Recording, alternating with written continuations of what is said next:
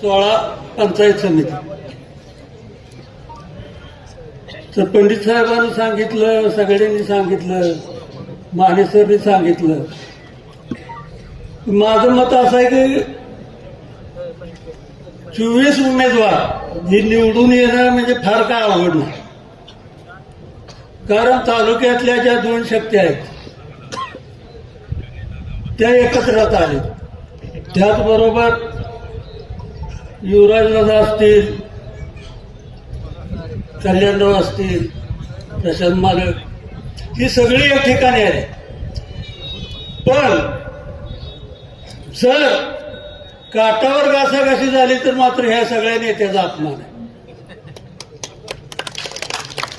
Election झालं तर पुन्हा तलप न व्हायचं व्हावं आणि ह्याला हे 2 नेते कारणीभूत राहतील, कल्याणराव आणि प्रशांत मालक. कारण खाली जे राजकीय म्हणजे गाव गट कट आमकं तमकं ह्याचा परिणाम ह्या इलेक्शन होणार होतो. आणि मग ह्याने जर कडक भूमिका घेतली दोघांनी, नाहीतर सवय काय असते, जा कुठं बी फिरून इलेक्शन झाल्यावर माझी दावण तुझ्यासाठी आहे, ही पद्धत ह्या दोघांनी करू नये असं सगळ्या एक सांगतो. तुम्हाला काय वाटतं सांगा ते.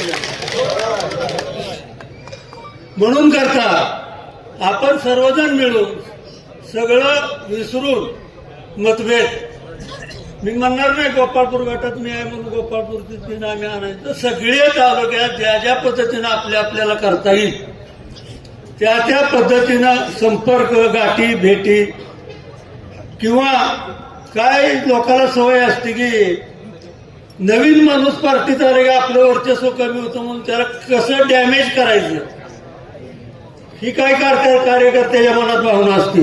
तर कृपया कार्यकर्त्यांनी तो विषय सोडावा आणि पार्टीसाठी जो आपल्यात सामील होणार आहे, जो आपल्या विचाराशी सहमत आहे, ज्याचा विचार आपल्याशी जुळतोय, अशा लोकांशी संपर्क साधावा आणि त्यांना पार्टीच्या दृष्टीनं काम करण्यास प्रवृत्त करावं असं सगळ्या कार्यकर्त्याला विनंती करतो. आणि सर्व तालुक्यातून या ठिकाणी हाटीगणातून सगळ्या हाटी गटातून सर्व लोक आलेले आहेत, त्या सर्वांनाही विनंती करतो की सर्वांनी प्रामाणिकपणे, अगदी आपण आता भाजपमध्ये आहे सगळे, जर आता परिवाराचा विषय घ्यायचं काही कारण नाही,